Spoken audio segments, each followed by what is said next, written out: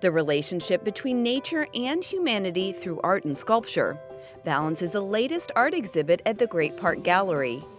Artists who have their work shown internationally and locally are featured here. So the goal with the title Balance, not only are these artists that are dealing with, nature and art, but we also wanted the artwork within the gallery to have a balance between wall to wall. So some deal with photography, some deal with sculptural work, and so that way you're getting kind of an eclectic mix. In addition to the 2- and 3-dimensional works of art, there's also a video installation.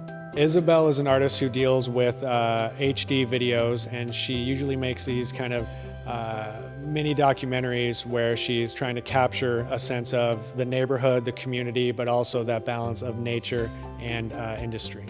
The gallery space gets you thinking about this right away with the first exhibit by Vaughn Bell, a pocket biosphere. And it basically gives the guest an option to either create a pocket biosphere and donate to the installation, or to adopt a pocket biosphere.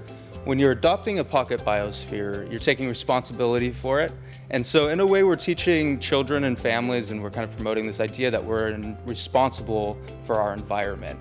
Another artist, Esther Trogot, encapsulates this in a very meticulous way. What she has done is she has collected seeds and hand-dyed cotton and crocheted it over these tiny little seeds, and then she covers them with these extremely fragile glass bells.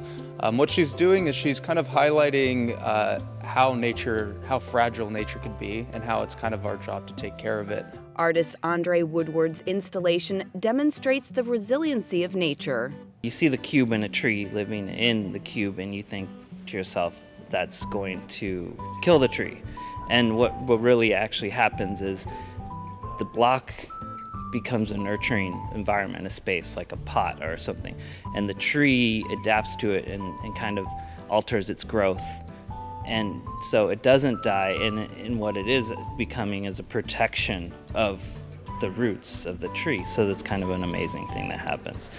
A tree growing out of a 150-pound concrete block, suspended by wires, tied to a steel structure, brings balance back into the equation. Now for an artist who takes things to the micro-mini realm with miniature tree houses. I really enjoyed the one that it has all the miniature interpretations of the house trees. That one I feel like has so much detail if you really look into it. Has like a small tiny portraits and small like tiny little things. I'm pretty sure the artist thought about everything in general. And one gallery wall takes you on a road trip across the country featuring kitsch, including stories behind whimsical museums and larger-than-life art environments. The Middle United States kind of theme on this art, that was really fascinating to me because I'm a Middle America kid. That's how I grew up, so it's kind of, I've seen a million places like that growing up. And that was kind of fascinating, brought me back to the 50s and 60s where I grew up. It's all about salt shakers.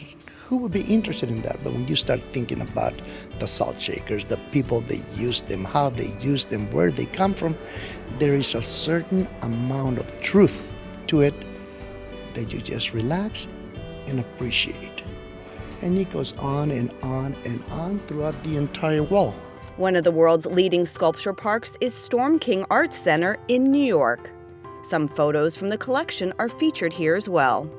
And for me, it was the balance of these two walls. So with this, these are all, kind of hobby projects that turned into these enormous sculptural pieces.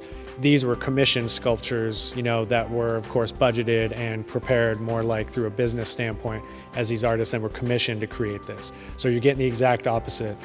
By coming to this exhibit, you can be a part of the art by creating your own biosphere and interacting with the display, or you can stand back and take in the images, intricate details, and enormity of the pieces. Balance runs until February 19th, 2017. For Irvine Scene, I'm Jacqueline Twag.